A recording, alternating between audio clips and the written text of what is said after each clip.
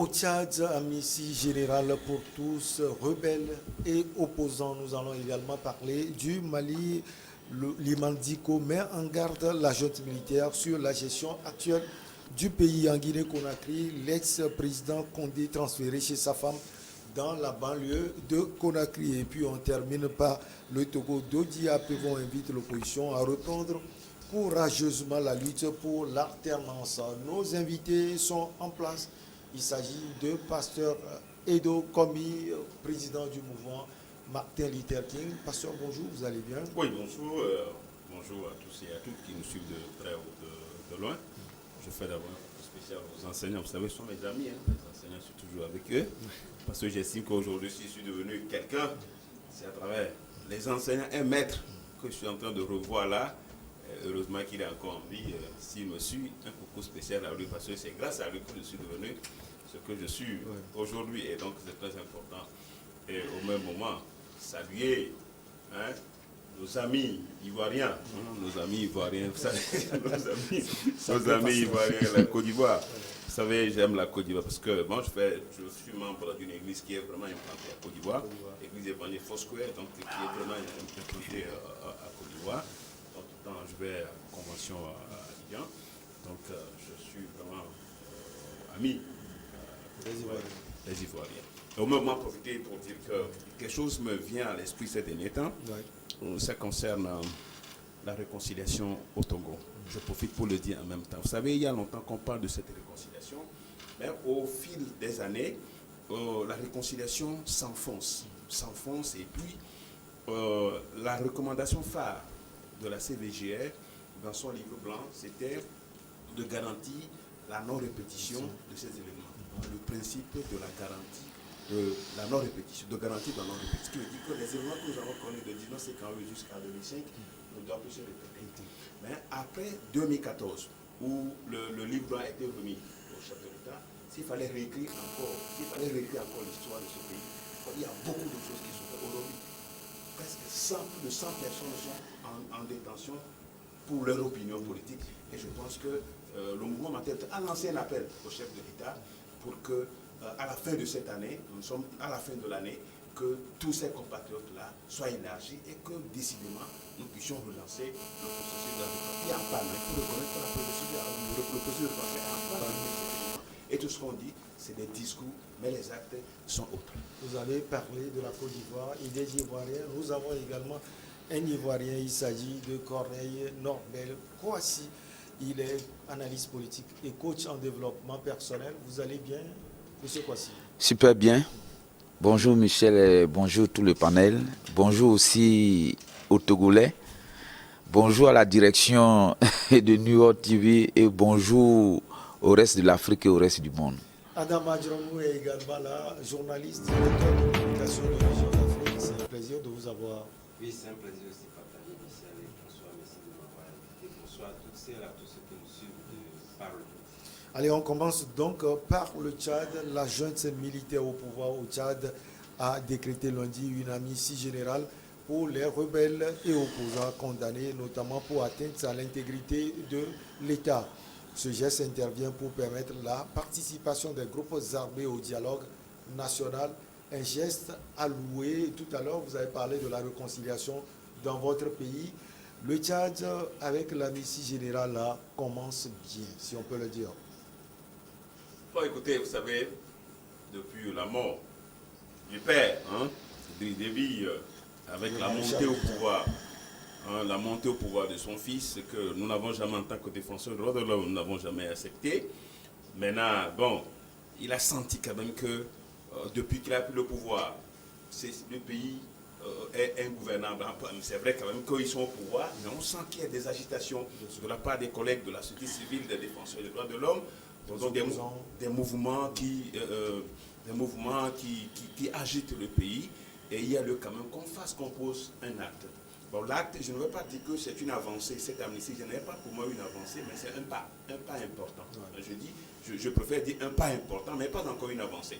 Je parlais d'avancée quand cette amnistie générale sera mise en place et que je vais voir les rebelles, les opposants rentrer sans être inquiétés. Là, je serai en train de parler d'une avancée, mais toutefois, il faut reconnaître que c'est une réponse c'est une réponse au préalable posé par l'opposition pour pouvoir participer à ce dialogue inclusif.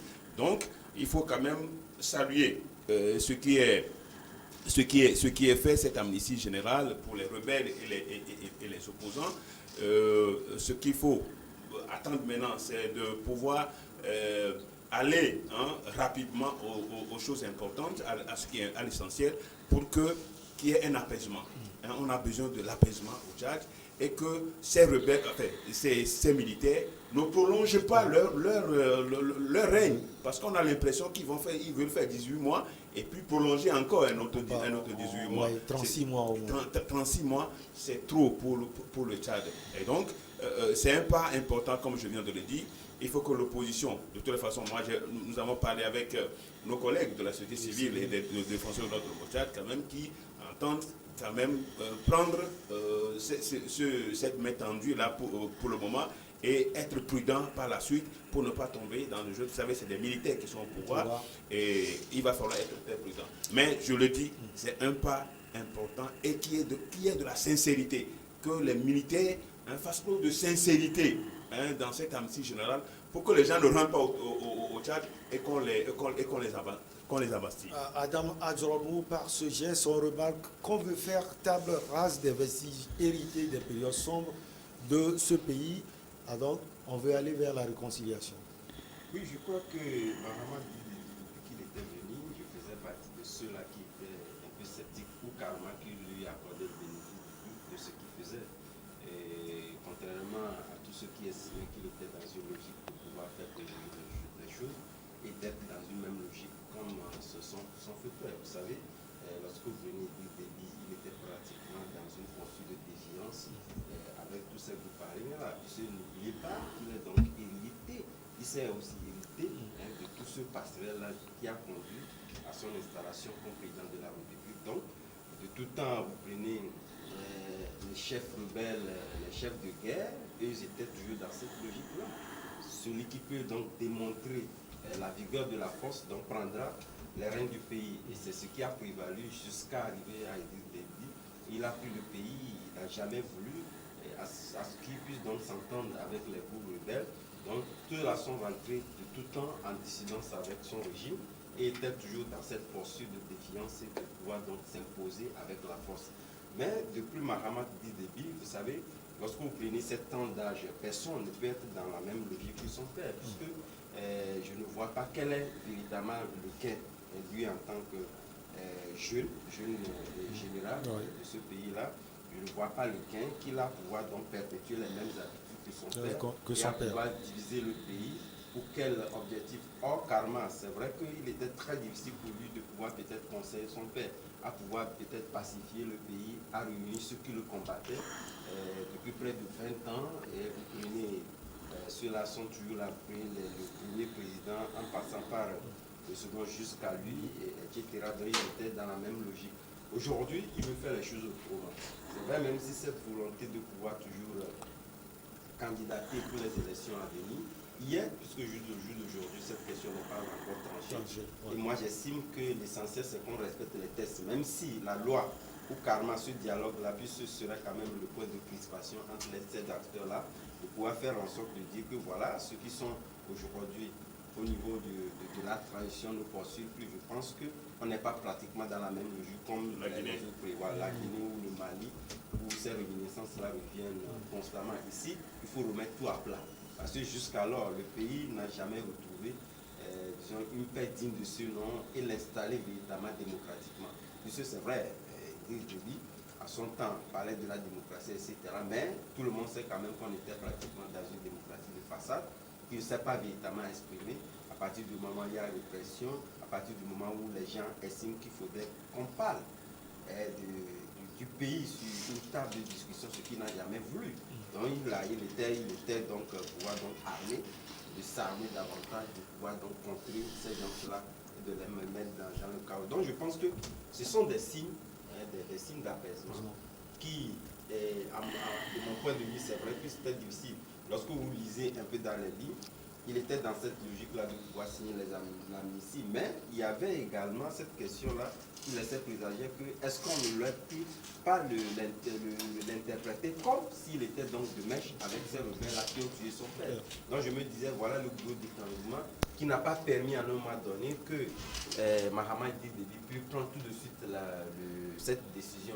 Mais je pense qu'au fil du temps, beaucoup de ces acteurs-là ont estimé qu'il était nécessaire que tous les Tchadiens puissent se retrouver d'une table et reposer véritablement les bases de la refondation du pays. Et c'est ce qui est en train d'être fait. Et moi, je pense qu'on doit l'encourager à continuer davantage et faire en sorte que ce pays puisse renouer entièrement avec la démocratie. Maintenant, le reste, dans le contenu de ce qui serait discuté, puisque l'agenda n'est pas encore défini, je pense qu'il y a des questions quand même qui resteront en suspens, qui seront des questions qui vont diviser les opinions de chacun d'entre eux, mais l'essentiel est que cela puisse être contenu dans un canevas pour faire en sorte que ce soit la loi fondamentale du pays, que chacun puisse respecter dans les règles.